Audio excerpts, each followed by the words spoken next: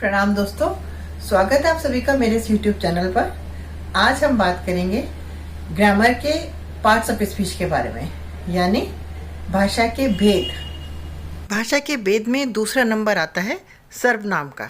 संज्ञा आपको बताया, अब दूसरा सर्वनाम। सर्वनाम के 6 भेद होते हैं। अब देखते हैं सर्वनाम कहते किसे हैं।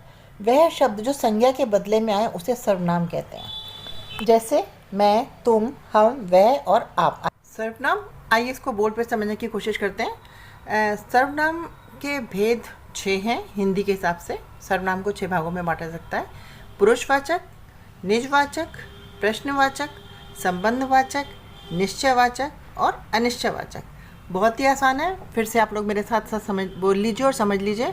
पुरुषवाचक, निजवाचक, प्रश्नवाचक, संबंधवाचक, निश्चयवाचक और अनिश्चयवाचक। आज की वीडियो में मैं आपके साथ शेयर करने जा रही हूँ पुरुषवाचक सर्वनाम और निजवाचक सर्वनाम।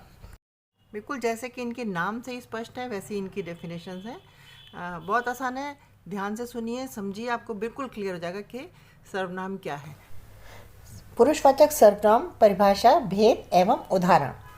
जिन सर्वनाम शब्दों का प्रयोग वक्ता द्वारा खुद के लिए या दूसरों के लिए किया जाता है उसे पुरुषवाचक सर्वनाम कहते हैं। जैसे मैं, हम और वह। कुछ उदाहरण देखते हैं। मैं फिल्म देखने जाना चाहता हूँ। मैं घर जाना चाहती हूँ। तू कहता है तो ठीक ही होगा। तू जब आई तब तक वो चला गया। यानी यहाँ पर संज्ञा के बदले मैं, तू और आप आदि शब्दों का प्रयोग हुआ है। पुरुषवाचक सर्वनाम के 3 भेद होते हैं: उत्तम पुरुष, मध्यम पुरुष और अन्य पुरुष। अब हम पहला सर्वनाम लेते हैं पुरुषवाचक। पुरुषवाचक को 3 भागों में बांट सकते हैं: उत्तम पुरुष, मध्य पुरुष, अन्य पुरुष। ठीक है, अब मैं आपको समझाती हूँ उत्तम पुरुष कौन से सर्वनाम आएंगे, मध्य कौन से और अन्य कौन से। मेरा नाम ममता है, यानी मैं बता रही हूँ मेरा नाम ममता है। तो जो व्यक्ति बोल रहा है, बता रहा है, वो अपने बारे में बताता है। मेरा नाम किसको बता रहा है? आपको बता रही हूँ मेरा नाम ममता है। तो मैं अपना नाम बता रही हूँ, तो जो मेरा शब्द आया है, जो संज्ञा के बदले में शब्द आया है मेरा, तो ये जो हमारा उत्तम पुरुष है।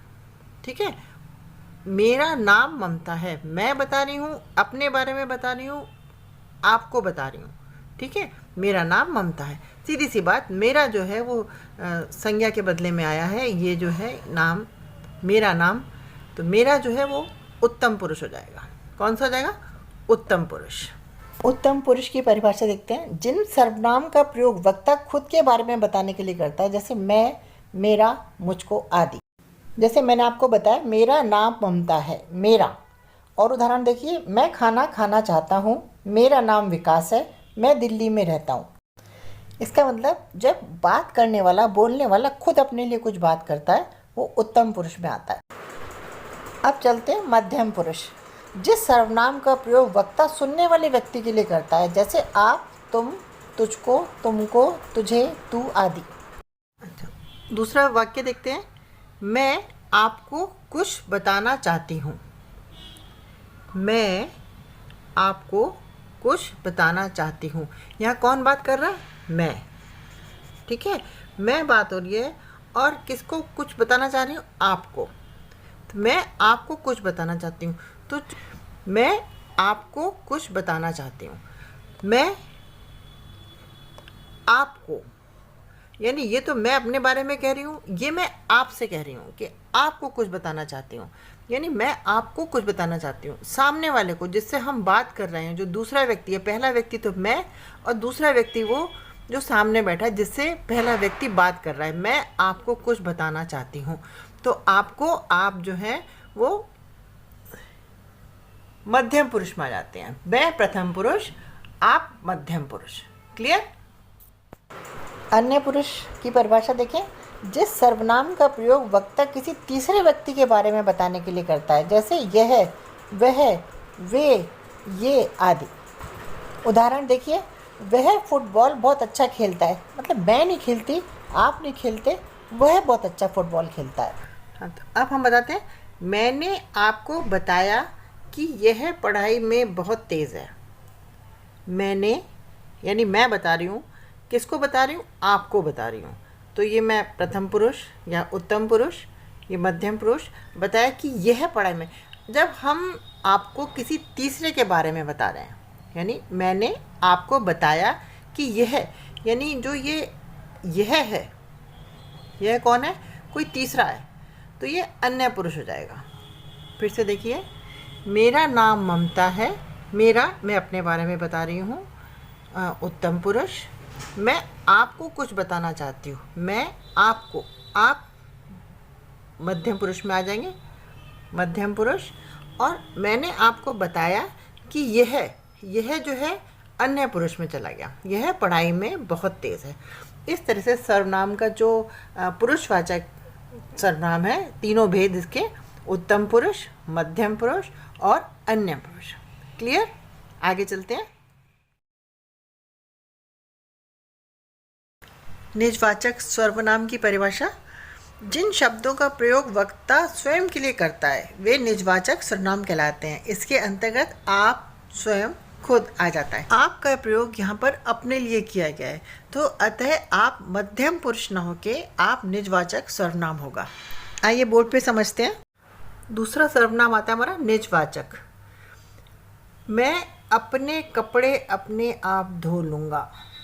ठीक है, यहाँ पर आप शब्द का जो प्रयोग है वो स्वयं के लिए किया है। मैं, कौन?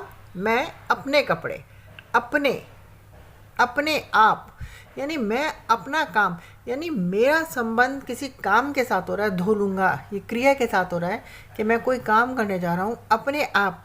तो यहाँ आप वर्ड का प्रयोग अपने लिए हुआ है, तो ये निजवाचक सर्वनाम होगा। हमने पहले पढ़ा था पुरुषवाचक में जो 3 थे, मध्यम जो पुरुष था उसमें आप जिससे बात कर रहे हैं, आप जो एक वक्ता है और एक श्रोता है, तो जो श्रोता है वो मध्यम पुरुष। एक और वाक्य से समझने की कोशिश करते हैं। वहाँ जो गाड़ी खड़ी है वो मेरी है। ठीक है, इसमें क्या, वहाँ जो गाड़ी खड़ी है वो मेरी है। तो जो बता रहा है इंसान, यानी अगर मैं बता रही हूँ कि वहाँ जो गाड़ी खड़ी है वो मेरी है, तो यहाँ मैं अपनी गाड़ी के बारे में, मेरी गाड़ी के बारे में बता रही हूँ। तो जो मेरी शब्द है ये निजवाचक सर्वनाम है। यानी जब वक्ता अपनी चीज़ के बारे में बताता है या अपना काम, अपना संबंध किसी काम से कर लेता है, मैं धो लूँगा या वो चीज़ मेरी है, यानी अपने निज है, निज कहते हैं ना, अपना। तो जो गाड़ी वहाँ खड़ी है वो मेरी है, यानी वो गाड़ी जो है वो जो बता रहा है उस इंसान की है। ठीक है, तो जो यहाँ मेरी वर्ड है ये निजवाचक सर्वनाम होगा। क्लियर? तो निजवाचक सर्वनाम में कौन कौन से शब्द आ गए? आप, मेरी, अपने, स्वयं। मैं अपने कपड़े स्वयं धो लूँगा, ये भी हो सकता था, या मैं अपने कपड़े अपने आप धो लूँगा। तो ये जो शब्द हैं जो कि हम मध्यम पुरुष में भी इस्तेमाल करते हैं, लेकिन यहाँ पर आप शब्द का जो प्रयोग है, आप शब्द का जो यहाँ पे प्रयोग हुआ है मेरे अपने लिए हुआ है। मैं अपने आप धो लूँगा, या मैंने आपको नहीं कहा कि आप धो लो। ये जो शब्द है, जो आप शब्द का प्रयोग है, मेरे लिए हुआ है, मैं अपने आप। तो मैं, जब हम आप शब्द का प्रयोग अपने लिए करते हैं तो ये निजवाचक सर्वनाम हो जाता है। ठीक है, ऐसे ही वहाँ जो गाड़ी खड़ी है मेरी है, ये जो बताने वाला बता रहा है जो वहाँ गाड़ी खड़ी है वो उसकी है। तो मेरी शब्द जो है वो उसने अपने लिए इस्तेमाल किया है, अपने लिए प्रयोग में लाया है, तो ये निजवाचक सर्वनाम है। चलिए एक और उदाहरण से स्पष्ट करते हैं। बिल्कुल जब तक आपको समझ में नहीं आ जाएगा मैं स्पष्ट करती रहूँगी। सफलता पाने के लिए तुम्हें स्वयं परिश्रम करना होगा, यानी सफलता पाने के लिए तुम्हें, बात हम तुम्हें कह रहे हैं, तुमको कह रहे हैं, लेकिन हम शब्द का इस्तेमाल कर रहे हैं स्वयं। स्वयं का मतलब नहीं कि मुझे परिश्रम करना होगा, तुम्हें। हम किससे कह रहे हैं? हम दूसरे इंसान से कह रहे हैं सफलता पाने के लिए तुम्हें स्वयं। ये स्वयं शब्द आता अपने लिए है, लेकिन यहाँ पे हम उसके लिए इस्तेमाल कर रहे हैं। सफलता पाने के लिए तुम्हें स्वयं परिश्रम करना, तुम्हें ही मेहनत करनी होगी, तुम्हें स्वयं परिश्रम करना होगा। अर्थात यहाँ जो स्वयं शब्द आया है ये निजवाचक सर्वनाम है। क्लियर? आइए कुछ और उदाहरण देखते हैं। मैं अपने कपड़े स्वयं धो लूँगा, मैं वहाँ अपने आप चला जाऊँगा, मैं सुबह जल्दी उठता हूँ, अपने देश की सेवा करना मेरा लक्ष्य है, वहाँ जो गाड़ी खड़ी है वो मेरी है। तुम उसे काम की करने की मत कहो, वह खुद एक आलसी जीव है।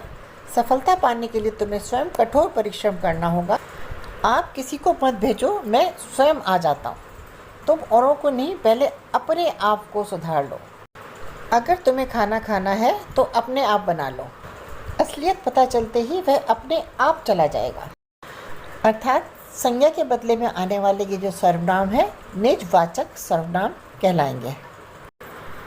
तो दोस्तों, संबंधवाचक सर्वनाम और प्रश्नवाचक सर्वनाम मैं आपके साथ अगले वीडियो में शेयर करने वाली हूँ।